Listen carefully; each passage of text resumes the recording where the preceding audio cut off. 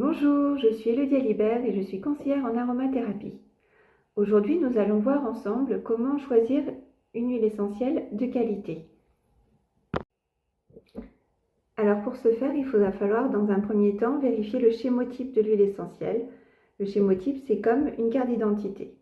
Alors pour cela, on peut aller voir un conseiller en aromathérapie, un pharmacien, en fait quelqu'un qui est certifié ou diplômé sur les huiles essentielles, ou alors vérifier dans un livre qui est spécialisé sur les huiles essentielles.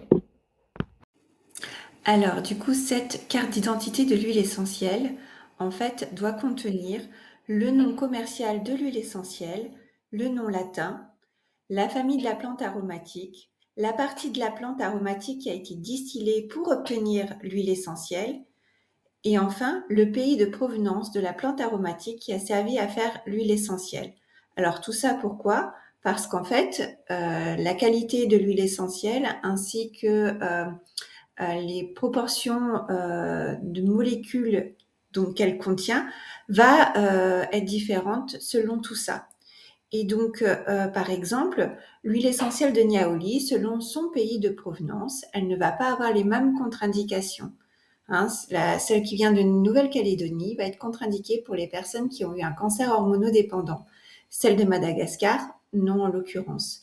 Donc, c'est très important de bien faire attention à tout ça pour obtenir l'huile essentielle de qualité et que l'on souhaite d'un point de vue aussi moléculaire. Il faut savoir que dans les commerces, on ne vous vend pas forcément des huiles essentielles 100% biologiques et naturelles.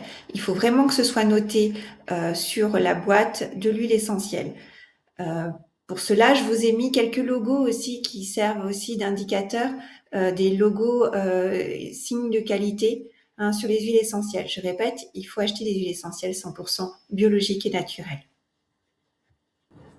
Je ne connais pas d'huile essentielle qui n'a pas de contre-indication ou de précaution d'emploi.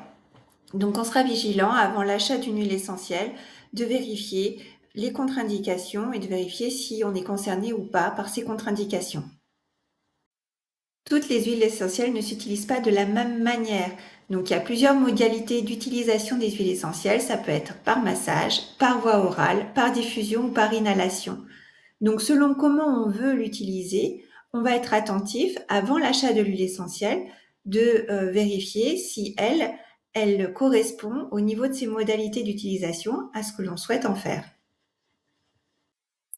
Donc, en résumé, avant d'acheter une huile essentielle, on va se renseigner avant auprès d'un pharmacien, d'un conseiller en aromathérapie ou dans des livres spécialisés sur les huiles essentielles.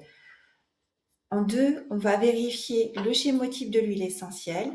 En 3, on prend toujours une huile essentielle 100% biologique et naturelle. En 4, on a vérifié aussi avant les contre-indications et on n'est pas concerné par celles-ci.